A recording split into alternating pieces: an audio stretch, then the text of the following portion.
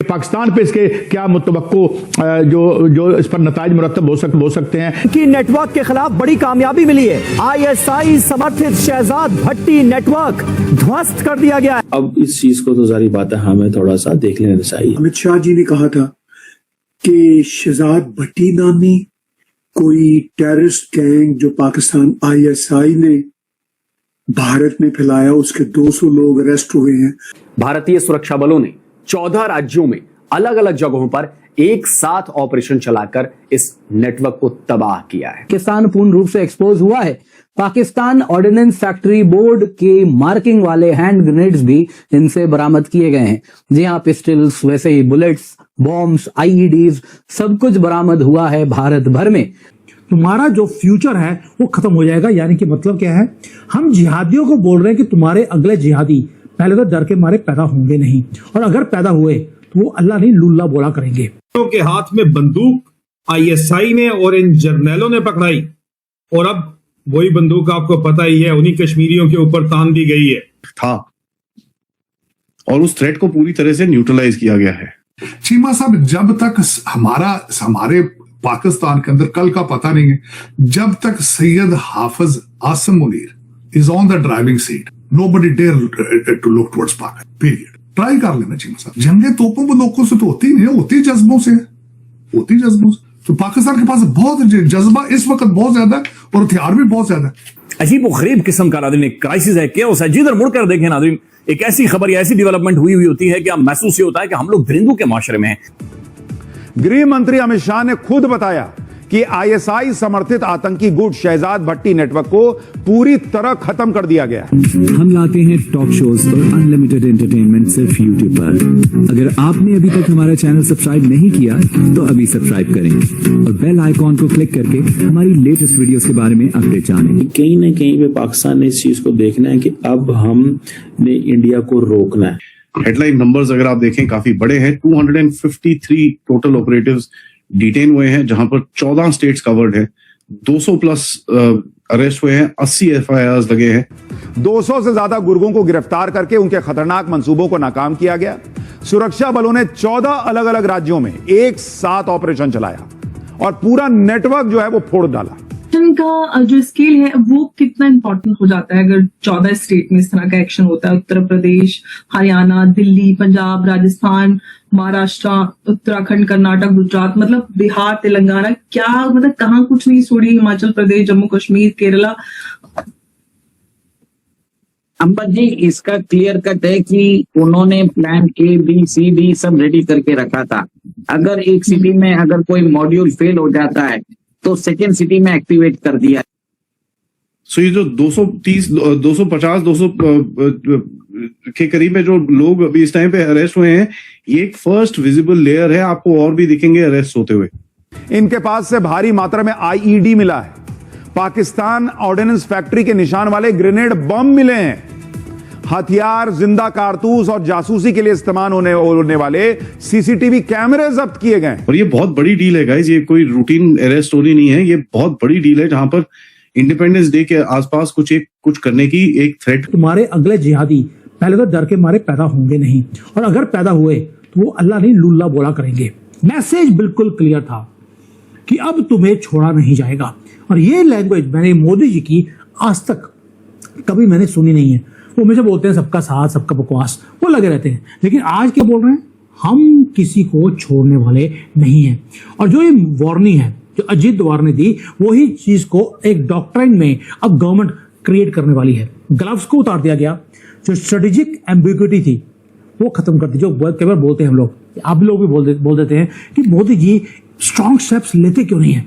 लीजिए, अब मोदी जी लेने वाले हैं स्ट्रॉन्ग स्टेप्स।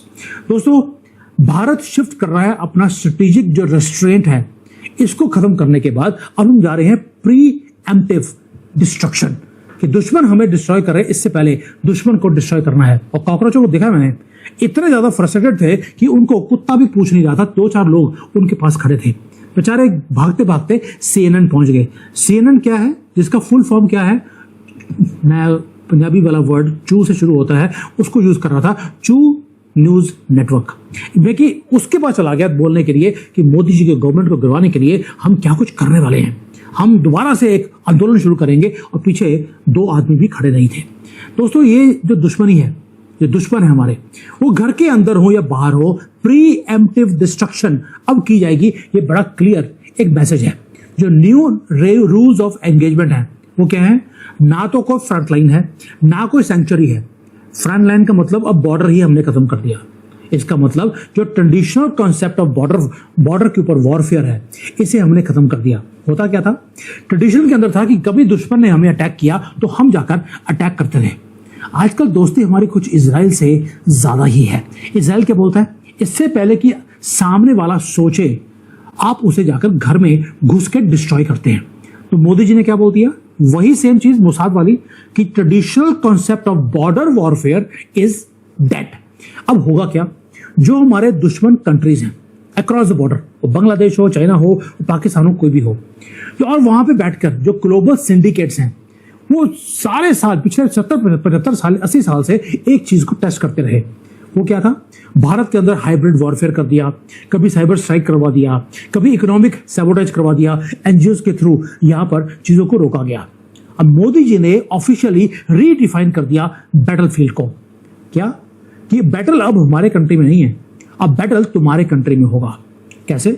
बॉर्डर के ऊपर जो लाइन है, अब वो वॉरफेयर को डिफाइन नहीं करेगी कि वो उनकी आर्मी हमारे कंट्री में आएगी तो वॉर शुरू होगा, या इसको वॉर डिक्लेयर किया जाएगा। बांग्लादेश से 10 करोड़ जिहादी आपकी कंट्री में आ गए, ये वॉरफेयर है।